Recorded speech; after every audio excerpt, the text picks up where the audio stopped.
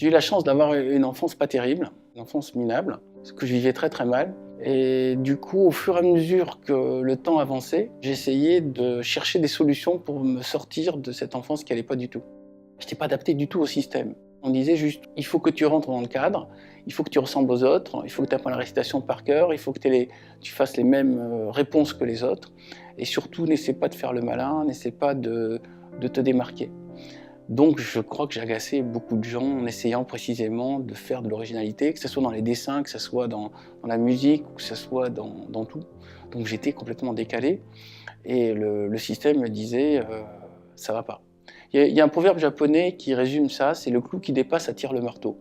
Je crois que j'ai toujours essayé de sortir de l'ensemble des clous et du coup je me suis pris tous les marteaux qui traînaient. Mais maintenant je m'aperçois que c'est quand même malgré tout la position intéressante. Sortir du niveau global et essayer de voir au-dessus, est-ce qu'on ne repère pas des choses plus intéressantes. J'ai commencé à ne plus être aussi malheureux dès que j'ai commencé à écrire des histoires. Je mettais en scène les images qu'il y avait dans ma tête, et c'était des images compliquées, notamment beaucoup de vaisseaux spatiaux. Ma mère avait retrouvé des dessins où, à peu près vers l'âge de 6 ans, je dessinais des vaisseaux spatiaux, et je disais, je vais réunir tous mes copains et tous les gens que j'aime bien, et on va quitter cette planète pour recréer autre chose ailleurs. Et ça a donné bien plus tard le papillon des étoiles. En tout cas, je crois que quand j'ai fait le papillon des étoiles, c'était comme l'aboutissement de ce projet de tout petit enfant. J'étais pas bon en sport, j'étais pas bon à l'école, donc la place de raconteur d'histoire était libre. Du coup, je pouvais être identifié. Ok, il n'est pas bon à l'école, il n'est pas bon au sport, il n'est pas bon au football, mais il nous raconte des histoires fantastiques, donc j'avais trouvé une place au sein des cours de récréation, ce qui est important pour un jeune de 8 ans. Et puis arrive, vers l'âge de 13 ans, un rendez-vous assez étonnant. C'était une période très très difficile pour moi parce que mon grand-père venait de mourir, j'avais de très mauvaises notes à l'école et j'avais une sorte d'hostilité de toute la classe qui faisait que j'étais introverti dans mon coin. Je n'avais pas trouvé mon groupe de gens auxquels je peux raconter des histoires. Et dans cette colonie de vacances, c'était à Hyères, je repère un type qui était extrêmement détendu, souriant, et qui, contrairement à l'agitation du groupe, semblait détaché. Je suis allé le voir et je lui ai dit c'est quoi ton truc pour être tout le temps comme ça, aussi relax? Il me dit mon truc c'est le Hatha Yoga. Je tire mon enseignement de André Van Lisbeth et je vais 1 heure le matin au yoga avant d'aller à l'école et 1 heure au yoga en revenant de l'école. Donc je faisais du yoga à fond. Il m'a appris à respirer. D'abord je ne savais même pas qu'il fallait apprendre à respirer, pour moi c'était quelque chose de naturel. Il m'a appris à fixer mon regard. Il avait dessiné, je me rappelle, un petit rond sur la toile de nos tentes. Il fallait que je reste le plus longtemps possible. Et au final, je commençais à voir des flammes. Il m'a appris après à tenter de ralentir ma respiration au maximum, puis mes battements cardiaques. Il m'a appris à me lever avec le soleil, me coucher avec le soleil, et à tout faire en conscience. Les asanas, donc les positions, étaient vraiment l'aspect le moins intéressant. Il me disait juste, essaie d'arriver un jour à faire le lotus, parce que cette position-là est la clé de toutes les autres. Et il avait cette manière, quand il mangeait, de réellement manger en conscience. Quand il marchait en conscience. Tout ce qui se faisait, il le faisait lentement et en étant présent dans ce qu'il faisait. Et je me rappelle que j'avais suivi une fois sur ce bunker où on regardait la mer et le lever de soleil. Et j'ai vu à un moment, il y avait un moustique qui était posé sur sa paupière et qui avait enfoncé le dard dans sa paupière. Et il était en position de méditation et il n'a pas bougé. Comme si vraiment il n'y avait plus personne à l'intérieur. Il m'a appris, ou il me semble qu'il m'a appris à faire du voyage astral, c'est-à-dire il m'a appris à faire cette position, à ralentir ma respiration, à ralentir mon cœur et à avoir cette impression que mon esprit sort et commence à voler dans le ciel. Par la suite, ça m'a inspiré Les Thanatonautes, L'Empire des Anges, ça m'a inspiré beaucoup de romans. En tout cas, j'ai vu un être humain qui vivait avec une expérience nouvelle que je ne connaissais pas. Et cette expérience me semblait bien au-delà du simple yoga. L'autre élément troublant dans cette expérience, c'est qu'il y a un autre gamin qui, lui, était dans le club karaté, à l'intérieur de la colonie de vacances, qui est arrivé et qui me dit « Dis donc, qu'est-ce que tu fais avec Jacques là, vous partez tous les matins, là, ça énerve tout le monde. » Et je lui dis « ça peut vous foutre, ça peut te foutre. » Il me dit « ça nous fout que vous avez l'air bizarre, le maître et le disciple, là, et puis on ne sait pas ce que vous faites, ça énerve tout le monde. » Puis il m'attrape et il me jette par terre.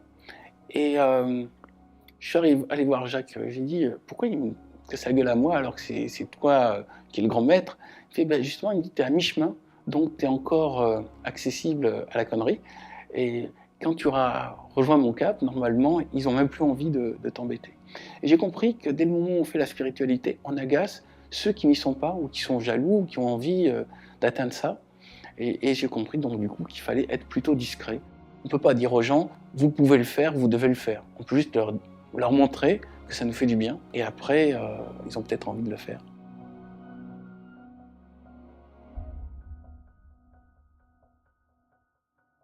Je me suis retrouvé au lycée Ozen, et je m'ennuyais beaucoup dans ce lycée. Et donc j'ai créé un journal qui s'appelait La soupe à l'Ozen à l'époque. Et là, pour la première fois, j'ai eu l'impression que tout d'un coup, j'avais trouvé ma place. C'est raconter des histoires. Donc j'ai fait des scénarios de bande dessinée, j'ai fait des éditoriaux, j'ai commencé à écrire des histoires et les mettre dans le journal, et les gens payaient pour lire ce journal. Donc j'avais démarré un système sympathique. Après, quand je suis sorti de ce lycée, j'ai continué, alors que j'étais en fac de droit, à faire un journal qui s'appelait Euphorie. En droit, je me suis aperçu que c'était pas du tout mon truc. Et donc, j'ai fait la criminologie, qui était du droit qui me semblait plus sympathique et qui pouvait fournir déjà une base pour mes premiers scénarios de polar. Et j'ai commencé l'écriture des fourmis. L'écriture des fourmis, j'ai démarré à 16 ans, ça va me prendre 12 ans à l'écrire, mais c'était une sorte de toile de fond de toutes mes autres activités. Après, j'ai fait une école de journalisme, et vu que je voulais être journaliste scientifique, par chance, il y avait très peu de gens qui voulaient être journalistes scientifiques. Donc quand je suis sorti, j'ai assez facilement trouvé des piges, puis après une place de journaliste régulier au Nouvel Observateur. Le Nouvel Observateur, ça a été une expérience étrange, parce que je découvrais en fait l'entreprise. Et le Nouvel Observateur, ce que j'ai découvert, enfin, c'était comme ça à l'époque, je ne sais pas si ça a changé depuis, c'est qu'il y avait en gros 120 journalistes, et sur les 120, il y en avait 80 qui avaient titre de chef. Donc c'était l'armée mexicaine, tout le monde était chef. Et les 40 qui n'étaient pas chefs, c'est eux qui faisaient le journal et qui bossaient, et qui avaient des salaires les plus minables et la position la moins sécure. Et tous ces chefs ne faisaient rien d'autre que nous empêcher de travailler. C'était très étrange. Notamment, j'étais au service société, j'avais une chef de société qui ne savait ni lire ni écrire, mais qui barrait dans les articles n'importe où. J'aurais pas vécu ça, je ne savais pas que ça existait. Et par la suite, j'ai vu ça dans d'autres entreprises, c'est-à-dire on place des chefs incompétents qui ne servent qu'à stresser les gens en dessous, sans rien produire. Bon, à partir de là, ma vie de journaliste, j'adorais aller sur le terrain, précisément pour ne pas me retrouver dans la rédaction qui fonctionnait comme ça. Et c'était pas la culture d'entreprise. Mon collègue m'a dit, tu prends une dépêche AFP, tu changes la première phrase, la dernière phrase, tu mets un joli titre marrant, voilà, ça fait l'article. Moi, ce qui m'amusait en tant que journaliste scientifique, c'était aller dans les laboratoires, discuter avec les scientifiques, aller mettre mon œil dans le télescope, voir une fusée décoller. C'était un peu un système où tout le monde restait à son bureau et puis se battait. Il y avait des luttes de bureau pour essayer d'avoir des augmentations de salaire, des trucs. J'étais extrêmement déçu. Et je pense que mon inconscient a perçu, c'est pas là que tu vas t'épanouir non plus. Je comprenais pas bien pourquoi ils ne m'utilisaient pas plus, puisque je proposais plein d'idées. Je faisais la page science, je lançais des reportages. J'avais notamment lancé cette idée à l'époque qui était nouvelle, c'était faire un dossier sur Dieu et la science, c'est-à-dire le rapport entre la spiritualité et la science, qui avait été un grand succès. De même, j'avais fait un grand dossier sur la mort, qui m'avait pris 6 mois, dans lequel j'étais allé voir tous les hôpitaux, des gens qui témoignaient sur les Near Death Experience. J'avais ramené ça, et ça devait faire la couverture du journal. Et une semaine avant que ça devienne la couverture, alors qu'on avait déjà tout préparé, ma chef a eu une sorte de réduction sur les vêtements, qui a fait qu'elle a remplacé tout le dossier sur les Near Death Experience et la mort sur un dossier sur la marque de vêtements qui a offert ces vêtements. Et je suis resté comme ça, je me suis dit, attends, tout mon travail part à la poubelle parce qu'on lui a offert des vêtements moins chers. Mais je me suis retrouvé avec cet énorme dossier sur la mort qui m'a après servi comme documentation pour faire les thanatonautes. Et ils ont fini par me virer, et là j'ai fait un an de chômage dans lequel j'ai terminé les fourmis. Et quelque part, ils ont bien fait de me foutre dehors parce qu'ils m'ont obligé à chercher mon autre place qui était raconteur d'histoire. Et en écrivant les fourmis, je voulais quand même parler de mon expérience de l'Obs, de mon expérience d'entreprise. Je suis arrivé dans une planète où on ne peut pas déployer les ailes, on ne peut pas s'épanouir. Et je voulais en parler, et j'ai trouvé cette loi de Parkinson qui dit, en gros, plus une entreprise grandit, plus elle a intérêt de prendre des gens incompétents, surpayés, et de se débarrasser des gens innovants, sous-payés. Pourquoi ? Parce que les incompétents, surpayés feront tout pour maintenir l'entreprise dans l'état où elle est, Alors que les innovants sous-payés voudront forcément s'élever au sein d'entreprises, voire proposer des réformes, ce qui va compliquer la vie de tout le monde. C'est un système qui a été établi, je ne sais pas à quel moment quelqu'un qui a lancé ce mécanisme, c'est un truc qui ne marche pas, mais que tout le monde connaît, donc tout le monde reproduit. Et en posant la loi de Parkinson dans les fourmis, je me suis dit, bon, ben ça règle mon rapport à l'Obs. Ok, ils sont comme les autres entreprises, c'est une entreprise qui, pour avoir de la tranquillité, va se débarrasser systématiquement de tous les gens qui sortent du système et qui proposent des choses nouvelles.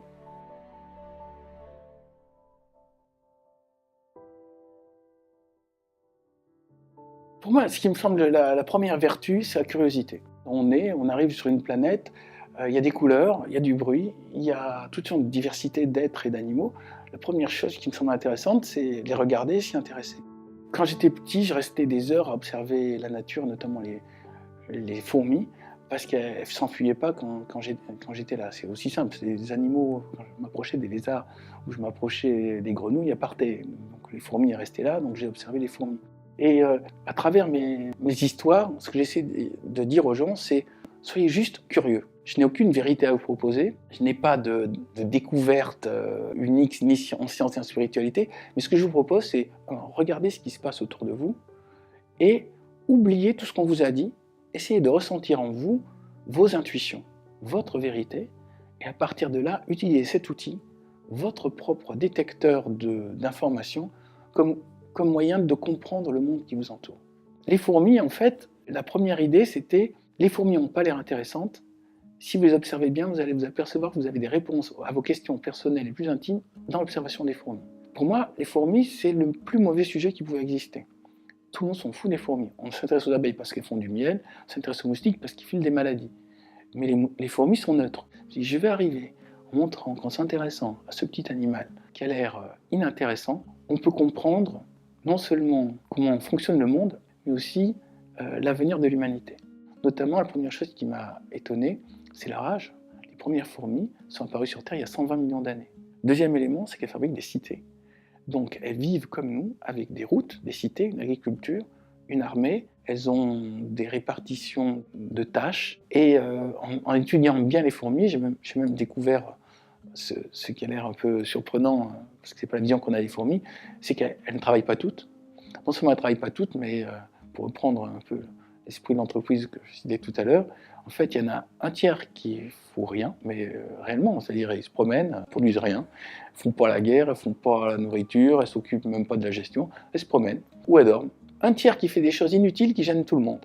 Genre, je déplace une branchette qui va bloquer un passage, qui va faire que tous ceux qui amènent la nourriture ne peuvent plus passer. Et c'est que le dernier tiers qui répare les conneries du deuxième tiers et qui fait tourner toute la boutique. Donc c'est pas du tout un animal parfait, efficace, c'est un animal par contre qui est harmonieux. C'est-à-dire que la fourmilière pense comme un organisme global, il n'y a pas d'égoïsme, chacun a comme intérêt le bonheur collectif. De ces petits êtres peut sortir un enseignement qui va au-delà de tout ce que vous pourrez recevoir juste par un travail intellectuel.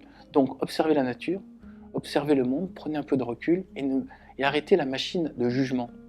Peut-être que c'est le seul message que j'ai à délivrer dans mes romans, c'est intéressez-vous au monde qui est autour de vous, comprenez votre propre mode d'emploi pour être le plus en équilibre avec ce monde et déployer vos ailes et révéler votre talent. Le but de votre vie, c'est de savoir qui vous êtes. Point. Après, il y a plusieurs cheminements. Vous pouvez par le travail, vous pouvez par la famille, vous pouvez y arriver par peut-être des spiritualités. Le plus tôt on se pose la question, au fait, qui suis-je et qu'est-ce que je fais là et quel est mon potentiel, le plus tôt on a une chance d'être heureux parce qu'une fois qu'on l'a compris, on va pouvoir développer ce potentiel. Je crois que j'étais un enfant plutôt peureux et donc chaque fois qu'il y avait le choix j'y vais ou j'y vais pas, j'étais plutôt dans j'y vais pas. Et c'est quand j'ai commencé à créer le journal et à prendre des initiatives que je me suis dit finalement chaque fois que je prends l'option j'y vais, j'ai plutôt des récompenses sympas et pour l'instant j'ai pas eu de gros embêtements. Donc à partir de là j'ai commencé à surmonter ma peur et me dire même si je me plante c'est pas grave. Et maintenant à mon âge je me dis j'aurais dû en prendre encore plus de risques et je conseille aux gens quand je fais des conférences je leur dis allez-y, si le train ralentit et que vous pouvez monter dedans n'hésitez pas à monter, quitte à vous tromper, quitte à avoir une mauvaise expérience, mais au moins vous aurez appris. Le pire c'est de ne pas apprendre. c'est de ne pas savoir, et à force de vouloir se protéger, de rater les expériences. Quand on regardait un film, le héros, c'est celui qui prend des risques et qui réussit ou qui ne réussit pas. Mais si le héros il restait chez lui à regarder la télé en attendant que la vieillesse et que ses points de retraite s'accumulent, on ne va pas s'intéresser au film. Pour être le héros de son film, il faut lutter contre l'adversité, prendre des risques, aller de l'avant et se dire surtout, peut-être cette idée, faire de sa vie un roman. Il faut que ça soit un roman agréable à lire, donc on a intérêt à ce qu'il y ait des péripéties, et pour qu'il y ait des péripéties, il faut prendre des risques. Pour moi, l'idéal, ce serait qu'il y ait 8 milliards d'êtres humains créatifs qui s'amusent tous autant que je m'amuse, à savoir qui fabriquent des mondes, qui fabriquent des personnages, qui ouvrent des perspectives, qui proposent des idées pour un monde meilleur, et qui au final communiquent les uns avec les autres pour s'enrichir mutuellement l'esprit. En tout cas, si on fait que suivre le projet du système, donc savoir les parents qui nous disent faut que tu te maries, que tu fasses des gosses, l'école qui nous dit faut que tu trouves un boulot, que tu sois pas au chômage, et après l'entreprise qui nous dit faut pas que tu demandes une augmentation de salaire, sinon tu ennuies tout le monde et les autres vont faire pareil, et puis il faut que tu fasses comme les autres, que tu n'essaies pas de faire le malin. Puis après, on meurt. Et je vais dire so what? Et alors? Bon, tu as fait ce qu'on t'a dit de faire, est-ce que tu es épanoui? Est-ce que tu es heureux? Est-ce que tu as l'impression que tu as utilisé ta vie au mieux de tes possibilités? Et à côté de ça, on peut très bien ne pas avoir de famille, ne pas avoir de travail, c'est plus compliqué, c'est moins confortable. Puis piger comment fonctionne le monde, être dedans, s'épanouir, être créatif. Je souhaite à tous mes lecteurs, à toute l'humanité, d'avoir une vie qui a un sens, et ce sens n'est pas l'argent, et n'est pas le pouvoir, et ce n'est même pas le confort. Ça aide à trouver le sens de sa vie, mais pour chacun, la recette est différente. Et il n'y a qu'en s'interrogeant soi-même et en cherchant au plus profond de son inconscient qu'on peut avoir une réponse.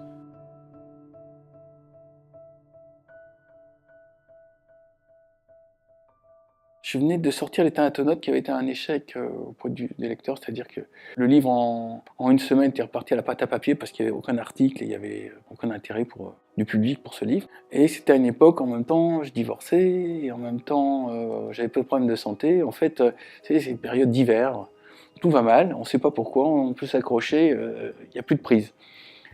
Et j'avais une amie, Marie-Pierre Planchon, qui m'a dit il faudrait que tu rencontres ma médium, qui s'appelait Monique Parent-Bacan. Je me retrouve devant une dame et elle commence à parler des anges, des archanges, tout ça, et puis moi je m'endors. Et à la fin, Marie-Pierre, elle me dit alors qu'est-ce que t'en as pensé? Je lui dis écoute, je me suis endormi, ça montre bien que pour moi j'ai déjà entendu ce genre de truc 10 000 fois, aucun intérêt. Elle fait, parce que je t'ai pris une séance demain matin dans laquelle tu vas la voir en privé, tu vas voir, c'est super. Je fais écoute, laisse tomber, ne me prends aucune séance, tout va bien. Elle me dit vraiment pour me faire plaisir, vas-y. Bon, j'y vais, dans le style, j'y crois pas, mais allez-y, vendez-moi votre sauce. Et cette dame, Monique Parent-Bacan, elle me dit, bon, quelle est votre première question pour votre ange gardien? Alors je dis, qu'est-ce qui attend pour se mettre au travail, parce que là, ces temps-ci, c'est pas terrible. Elle me dit, mais il n'arrête pas. Et là, j'ai éclaté de rire, c'est comme si tout d'un coup, j'avais pris conscience que, alors que j'avais une vision que ma vie n'allait pas du tout, en fait, elle n'allait pas si mal que ça. Et j'ai eu un sentiment je suis peut-être ingrat envers quelque chose au-dessus qui me rend pas mal de service.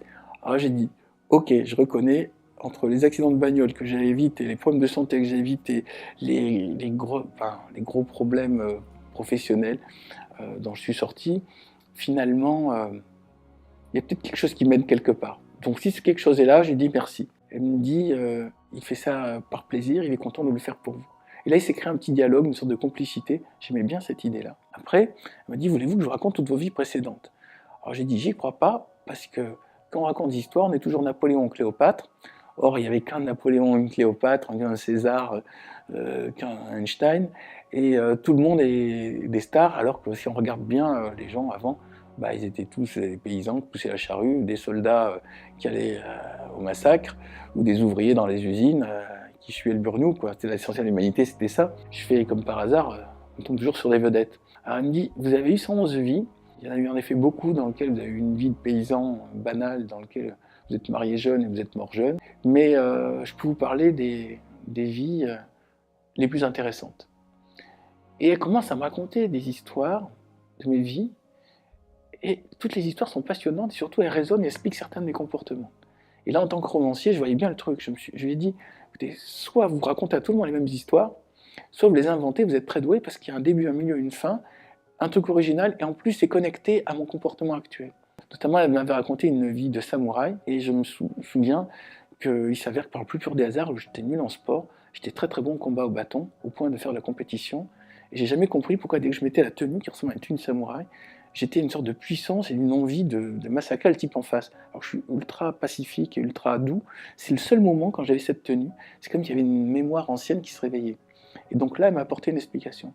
Et elle me dit, de cette vie de samouraï, vous avez retenu une chose, c'est vous avez eu l'impression d'avoir une vie ratée parce que vous n'avez fait qu'obéir à votre shogun, donc à votre chef hiérarchique, et vous vous êtes dit plus jamais quelqu'un me dira ce que j'ai à faire. Dans toutes les prochaines vies, c'est moi qui prends les initiatives. Ça explique peut-être que ça soit mal passé et à l'école et au l'observateur. Il y a tous les endroits où il y a des chefs. J'aime pas qu'on me dise ce que j'ai à faire. Au mieux, on peut me donner un conseil. Après, je prends ma décision. Il y avait cette vie de samouraï qui était extraordinaire. Il m'a raconté une vie où j'avais été femme de harem en Égypte. Et alors là, pareil, ça tombait assez bien parce qu'il s'avère que cette femme de harem s'ennuyait énormément. Et donc, c'était fait copine avec un eunuque, d'après ce qu'elle m'a raconté. Et le soir, elle se mettait sur la terrasse et elle mettait l'emplacement des étoiles. Et il s'avère que j'ai tout le temps été passionné d'astronomie, au point où quand j'étais petit, j'étais tout le temps dans les clubs d'astronomie. Et enfin, la troisième vie qu'elle m'a racontée, qui m'a bien intéressé, c'était une vie d'Atlante qui s'est passée il y a plus de 10 000 ans, dans lequel je soignais les gens par la position des mains. Et quand la séance est terminée, je lui ai dit, écoutez, d'une certaine manière, je m'en fiche que ce soit vrai ou que ce soit faux, mais franchement, vous m'avez fait rêver, rien que pour ça, merci. Et vous voyez, je suis arrivé, je tire un peu la gueule, maintenant je repars, j'ai un grand sourire, je suis prêt à revenir, j'ai envie encore que vous me racontiez des histoires. Moi, je suis un raconteur d'histoires, donc quand je rencontre des personnes qui me racontent des histoires que je n'avais pas prévues, je suis toujours content. Et après, qu'est-ce qui est vrai, qu'est-ce qui est faux, ça après, les gens ils en font ce qu'ils veulent. Pourquoi avoir besoin de certitude sur ce qui est vrai et ce qui est faux? Suite à la rencontre avec Monique Parent-Bacan qui m'a ouvert cette idée que peut-être qu'il y avait des vies antérieures, j'ai accepté une fois de faire de l'hypnose rebirth, l'hypnose pour revenir dans ses vies antérieures. J'avais juste donné comme consigne, je vais retourner dans ma vie où j'ai connu ma plus grande histoire d'amour. Donc je ne savais pas où j'allais débarquer. Et puis en ouvrant la porte, où je débarquais dans ma vie où j'ai eu la plus grande histoire d'amour, je tombe sur une plage avec un type qui fait des ricochets sur l'eau. Et je sais juste que ce type c'était moi avant, enfin j'ai cette intuition. Et la première sensation que j'ai eue, c'est bon sang, qu'est-ce que ce type est décontracté. Qu'est-ce qu'il est relax. C'est-à-dire, c'est comme si ce type n'avait jamais eu le moindre stress de sa vie. Je fais bon, bah où il vit. Il me dit, ben pour lui c'est l'île. Cet endroit c'est l'île, mais il n'a pas de nom. Il me dit par contre, j'ai dit ce que je perçois, c'est son âge, et il a 821 ans. Et à partir de là, j'ai raconté le vécu de ce personnage, qui en effet soignait avec les mains, et donc ça devait être mon ancêtre, Atlante. J'ai vécu 1 heure avec lui, donc le temps de la séance de retour dans la vie antérieure, et je me rappelle, Philippe Leroux, qui est le monsieur qui m'avait fait l'expérience, il me dit « Bon, ben revenez, l'heure est passée ». Je dis « Écoutez, je suis là-bas, je vois tellement de détails, je vois tellement d'informations à donner, que je souhaiterais quand même rester encore un peu. » Il fait « Ah non, mais là, c'est fini, il faut... » Et puis, je voulais y rester juste pour pouvoir faire un travail comme d'archéologie. Je me rappelle, quand après j'ai visualisé ma vie de soigneur, je mettais ma main sur les gens et je percevais des lignes blanches et des lignes rouges, comme les lignes un peu, vous savez, les méridiens d'acupuncture. Et quand quelqu'un n'était pas bien, je repérais une sorte d'embouteillage dans ces lignes blanches et je mettais la main, je réchauffais et ça fondait. Et puis après, il y a eu l'histoire d'amour qui est arrivée avec une jeune fille qui était une étudiante qui voulait que j'apprenne la technique. Et je suis parti, j'avais pareil, je me suis dit c'est une super matière pour faire des romans, c'est un peu trop délirant, mais c'est le grand avantage d'être romancier, j'ai pas à prouver ce que je dis, puis je propose une histoire, après si ça résonne chez les gens, tant mieux, peut-être ça résonne plus fort chez ceux qui sont eux-mêmes des réincarnations d'Atlante, puis pour les autres c'est un délire, ah ben ça reste un délire, tant pis.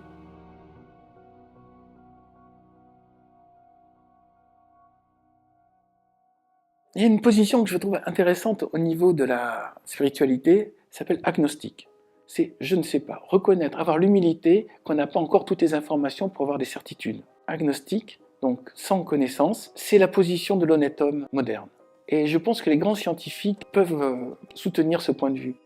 Dire qu'on ne sait pas, ça ne veut pas dire qu'on veut rester ignorant ou qu'on assume le fait d'être ignorant. Ça veut dire qu'on part dans une quête qui est je vais essayer d'accumuler moi-même, avec mes sens et avec mon expérience et mon intuition, un maximum d'informations pour trouver des réponses aux questions qui m'intéressent. Que ce soit Dieu, que ce soit la science, que ce soit l'histoire. Et la position du bon agnostique, c'est, vu que je ne sais pas, je me renseigne. Et j'ai l'impression que toute ma vie, ça a été ça, c'est je ne sais pas, je m'enseigne. Et plus j'apprends, plus je découvre que j'ai beaucoup de choses à découvrir. Il y a un roman qui me semble bien résumer aussi cette idée, c'est Flatland. Ça a été écrit par un prêtre en 1870, un prêtre anglican. Et il raconte un monde où tout est plat. Et tout d'un coup, il y a un personnage qui voit une sphère. Et il essaie de décrire aux autres ce qu'est une sphère. Et il passe pour un fou ou pour un sorcier, et il a toute la société contre lui. J'ai l'impression que c'est la fonction même de romancier de science-fiction, c'est de dire, attendez, on est dans un monde plat, mais il peut y avoir une autre dimension auquel on n'a pas pensé, ce qui voudrait dire que s'il y a dans cette dimension quelque chose de nouveau, on n'est pas limité à la 2 dimensions, il existe une 3e dimension. Ben nous, on a l'impression qu'on est en 3 dimensions, peut-être qu'il y en a une 4e, qui peut être la dimension de la pensée, qui peut être la dimension de l'invisible, et donc on n'a pas prouvé que le monde était limité qu'à 3 dimensions, peut-être qu'on peut laisser l'imagination, puisque c'est après tout le meilleur outil pour aller explorer ce genre de territoire, l'imagination, penser que peut être un monde avec un nouveau paradigme, une nouvelle manière de fonctionner. Peut-être la dimension de l'esprit, peut-être des dimensions physiques qu'on n'imagine pas. Je crois qu'on avance très très vite actuellement, notamment parce que enfin, grâce à Internet, grâce à la communication entre tous les esprits du monde entier, on arrive maintenant à voir de nouvelles hypothèses de recherche et de nouvelles voies de recherche. La lecture de Philippe Cadic m'a fait poser cette question que je ne m'étais pas posée avant. Qu'est-ce qui me prouve que ce qui est autour de moi est réel? C'était écrit dans un roman, et au moment où je l'ai lu, je me suis dit, je suis en train de basculer juste avec une seule phrase, dans une sorte d'ivresse, comme si ça me faisait, j'avais bu un alcool d'un coup. Qu'est-ce qui me prouve qu'autour de moi, tout ce qui est autour de moi est réel, qui m'ouvre plein de perspectives. Et je me rappelle, dans Ubik, il y avait ce personnage qui arrive devant une tombe, et sur la tombe, il y a écrit « Je suis vivant et vous êtes mort ». Et en fait, c'est un message parce qu'il est mort, et que c'est les vivants qui veulent lui faire comprendre que c'est l'inverse, il croit que c'est les autres. Enfin, c'est juste un changement de point de vue. Et je suis vivant et vous êtes mort, ça veut dire, attends, tu n'as aucune preuve que ce qui est autour de toi, c'est le réel de référence, c'est juste une subjectivité. Tu n'es que dans une subjectivité. S'il le faut, tu es dans un jeu vidéo. S'il le faut, tu es comme dans True Man Show, dans une émission de télévision. Et tous ces gens autour de toi ne font que s'agiter pour faire du spectacle. Et toi, tu crois que c'est vrai, mais c'est un spectacle. Et cette idée est d'ailleurs développée dans le bouddhisme. C'est le voile de l'illusion. Et je crois que le seul fait de se dire « Ok, c'est peut-être la réalité, mais je ne suis pas sûr que ce soit la réalité », c'est déjà une ouverture vers cette curiosité, vers y a-t-il autre chose, y a-t-il une autre dimension? Et si ce n'est pas la réalité, ce n'est pas que ça, qu'est-ce qu'il y a dans les coulisses? Qu'est-ce qui régit ce système? Quelle est la dimension de complexité de conscience au-dessus? Qu'est-ce qui peut être plus large, plus fort, plus puissant que la pensée humaine qui le transcende et qui lui permettrait de s'élever? La spiritualité, c'est juste ça, vouloir atteindre le niveau de conscience au-dessus, une fois qu'on a compris dans quel niveau de conscience on est. Vouloir imaginer la dimension espace-temps supérieure, une fois qu'on a compris dans quelle dimension espace-temps on est. Et les romans de science-fiction peuvent permettre de faire ça, je pense, encore mieux que les religions.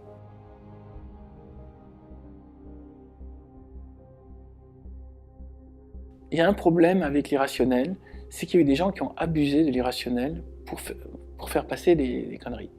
Donc du coup, les anti-irrationnels disent « Ah, regardez, il y a tel et tel qui racontent des conneries, donc ça veut dire que tous ceux qui parlent de trucs irrationnels, c'est forcément des charlatans. » De même qu'il y a des gens qui ont récupéré la méditation pour faire des sectes, donc du coup, la méditation, c'est un truc de secte. C'est-à-dire, ils récupèrent le bon truc pour faire quelque chose de mauvais, et après ça sert d'exemple aux autres pour dire « Ah ben n'y allez pas, regardez, c'est des pièges ». Peut-être que l'arrivée de types comme Christophe André notamment, qui ont ouvert à une méditation sortie de la religion et sortie de tout le rituel, et Christophe André en plus a donné cette image de « je suis un médecin et pourtant je pense que la méditation est intéressante », ça ouvre de nouvelles voies. Les lignes bougent, on n'est plus d'un côté il y a les mystiques et de l'autre il y a les scientifiques. Il y a même des scientifiques qui disent « Ok, ça peut faire du bien, Ça peut apporter des réponses. Maintenant, pour chacun, c'est différent. Je crois d'ailleurs que c'est la grande différence entre la spiritualité et la religion. La spiritualité, c'est une expérience individuelle, la religion est une expérience collective. Je me méfie des expériences collectives, donc je me méfie des religions. Et maintenant, vu que la religion a montré ses limites, et qu'on ne peut pas se contenter que du monde matériel et scientifique, il faut trouver une troisième voie, que j'appellerais la spiritualité laïque, individuelle, expérimentale. Et cette nouvelle voie, il n'y a pas besoin qu'il y ait de gourou, pas besoin de leader, pas besoin de grandes têtes qui donnent un ton. Il y a juste besoin de se dire « Ok, je peux y arriver tout seul, c'est juste, il faut que je me rappelle qui je suis, et il faut que je comprenne qu'est-ce que je fais là, et qu'est-ce que je peux faire, et qu'est-ce que je dois faire. » Le drame de beaucoup de gens qui veulent faire la spiritualité, c'est qu'ils veulent dire des vérités. Renoncez à cette notion de vérité. Il y a des vérités relatives, pour chacun, elles sont différentes. Pourquoi vouloir dire, je vous garantis qu'après la mort, il y a la réincarnation? Pourquoi vouloir dire, je vous garantis qu'il y a des anges, je vous garantis qu'il y a Dieu? Peut-être. Peut-être qu'il y a Dieu, peut-être qu'il y a des anges, peut-être qu'il y a la réincarnation. Mais pas besoin de garantir, pas besoin de certitude, pas besoin de se retrouver entre gens qui savent que c'est comme ça et que c'est pas autrement. À un moment, on peut accepter qu'on est comme un bouchon qui se laisse porter dans le courant de l'esprit du monde. De temps en temps, on découvre une intuition, on trouve quelque chose, mais il n'y a pas de besoin de se fixer, de dire là je bouge plus, c'est la vérité que je vais défendre, je vais créer une citadelle autour, je vais mettre une mitrailleuse, c'est ma vérité, elle me convient. Ça ne te convient pas à toi, bah, fonctionne avec ta vérité. J'aime bien cette phrase de Philippe Cadic, j'ai mis en tableau d'ailleurs dans le salon. La vérité, c'est ce qui continue d'exister lorsqu'on cesse d'y croire. J'ai l'impression que ce monde, c'est une convergence de plein de gens qui croient des choses différentes. Par moments, ils sont plusieurs à croire le même truc, alors ils se disent, plus on va être nombreux à croire le même truc, plus ça va être vrai. Non, ils sont juste un groupe de gens qui croient ça. Il ne faut pas avoir peur de créer son propre système personnel, unique, non comparable. Peut-être que c'est la lecture de Philippe Cadic qui m'a appris cette idée. On est tous fous et on fait tous semblant d'être polis, d'être connectés aux autres, d'avoir un système solide pour sauver les apparences et que ça soit viable et qu'on ne se tape pas tous dessus. Mais une fois qu'on a admis cette idée que, bon, il y a quand même des bugs chez tout le monde, il n'y a personne qui a un disque dur nickel dans la tête et un esprit propre, on est plus tolérant. Peut-être que cette personne est paranoïaque, donc elle voit partout des dangers, peut-être que cette autre est schizophrène, elle voit des mondes parallèles. C'est d'autres formes de pensée. Maintenant, si je peux aider, je le fais. Si cette personne veut entrer en communication, je tente, je regarde, je vois qu'on peut s'enrichir de nos systèmes. Mais enlever le jugement et la condamnation. Ça a fait tellement de mal dans le passé, tous ces gens qui étaient persuadés de détenir des vérités et qui voulaient les asséner aux autres par la force. Il faut maintenant arrêter. Il n'y a pas de phrase inscrite dans le marbre. Tout bouge, le monde bouge, tout est en changement. C'est pour ça que j'aime beaucoup la notion de taoïsme, de renouvellement permanent. J'en reviens à une phrase qui m'a l'air la clé de notre époque, c'est tout est relatif. Tout est relatif dit par Albert Einstein qui m'a l'air un visionnaire, en tout cas un esprit lumineux.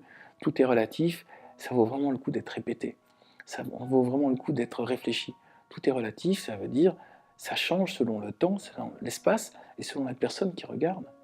Et la notion de tout est relatif permet de détruire tout ce qui est dogme, secte, pouvoir rigide.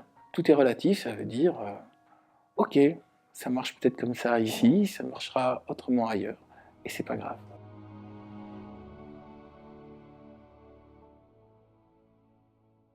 Vers l'âge de 8 ans, j'ai commencé à avoir des crises. En fait, j'arrivais pas à me lever, donc je quittais le lit en rampant. Puis mes parents pensaient que je faisais du cinéma. Ils disaient bon, allez, tu veux pas aller à l'école, tu veux pas aller à l'école. Puis on a vu des médecins et personne ne trouvait la solution. Tout le monde pensait que c'est psychologique et que j'étais un feignant. Puis il y a Jean Dossé qui a découvert en 1979 la spondylarthrite ankylosante. C'est ma maladie. C'est une maladie qui fait que tous mes os se soudent et que progressivement j'ai devenu un statue. Donc enfin, ce problème que j'avais et qui était un peu difficile avait un nom. Et la solution, c'était des anti-inflammatoires. Je marchais avec une canne et je vais essayer de faire du sport. C'est peut-être de là que m'est venu en tout cas un goût pour être tout le temps mobile, tout le temps en mouvement. Après, j'ai fait du tai chi, j'ai fait des sports lents, doux, j'ai fait, comme je vous disais, de la canne. Mais la spondylarthrite ankylosante m'a donné le sentiment que j'allais bientôt être infirme et qu'il fallait que je rentabilise très vite cette vie avant que tout mon corps se soude. Il y avait l'idée, vers 40 ans, à ce qu'on m'avait averti qu'il allait se passer, on me poserait cette question, sachant que mon corps va se souder, est-ce que je préfère qu'il soit soudé assis ou couché? Assis, ça veut dire que je peux travailler, mais que je peux difficilement dormir, et couché, je peux facilement dormir, mais je peux difficilement travailler. Et je me rappelle, j'avais déjà répondu, je préfère être assis, quitte à dormir assis. Et dès ce moment-là, je me suis dit, bon, bah, pas de chance, je suis tombé sur le mauvais corps, la mauvaise existence, et ma vie ne va être qu'un cheminement progressif vers l'infirmité. Et vers 30 ans, à peu près à la sortie des fourmis, je me suis aperçu que j'avais moins de crises. Et les crises sont commencé à réduire au fur et à mesure que mon métier d'écrivain s'installait. Et maintenant, j'ai 56 ans et je n'ai plus du tout de crise. Je me régale dans mon métier et je peux dire qu'il me semble que la meilleure thérapie, c'est d'être heureux et de se réaliser dans son métier. C'est-à-dire que vous devez trouver votre talent, vous devez trouver votre mode d'expression personnel, non seulement par philosophie ou par envie de répondre à un enjeu intellectuel, mais aussi pour vous faire du bien à votre corps. Si vous travaillez au métier qui ne vous convient pas, si vous êtes à la famille qui ne vous convient pas, si vous êtes dans le milieu qui ne vous convient pas, votre corps va vous le dire, et va vous le dire souvent de manière cruelle, à savoir en vous faisant une vacherie. Et sur le coup, vous allez me dire pourquoi ça tombe sur moi. Dites-vous plutôt, est-ce que le corps n'est pas en train de m'expliquer que je me suis trompé dans mes choix et qu'il faudrait peut-être que j'en revoie certains.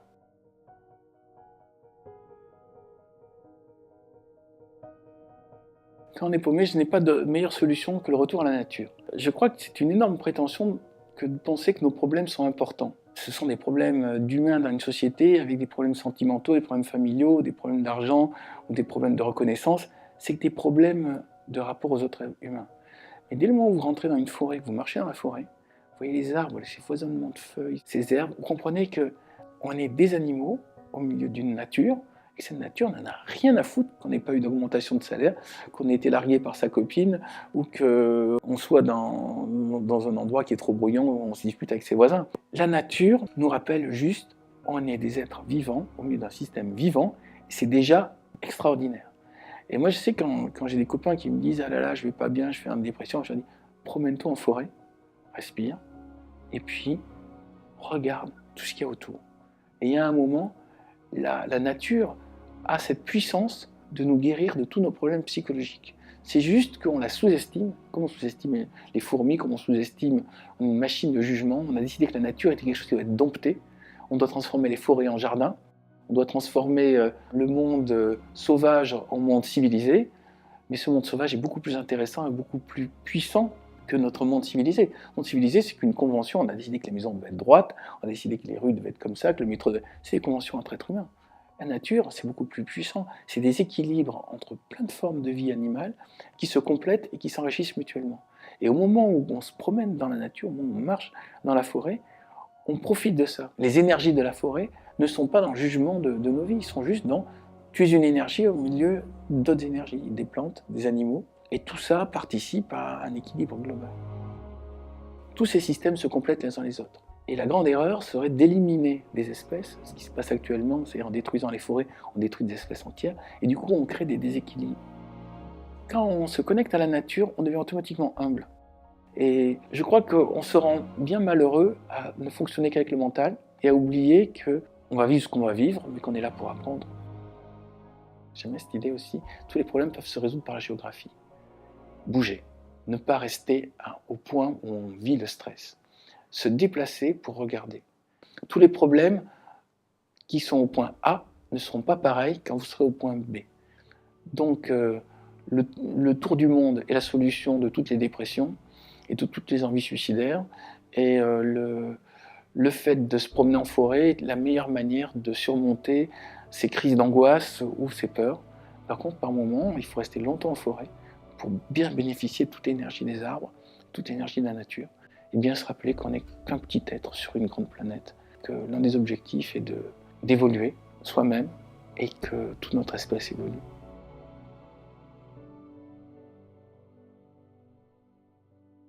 L'écriture des fourmis m'a appris quelque chose, c'est qu'on n'a que deux choix.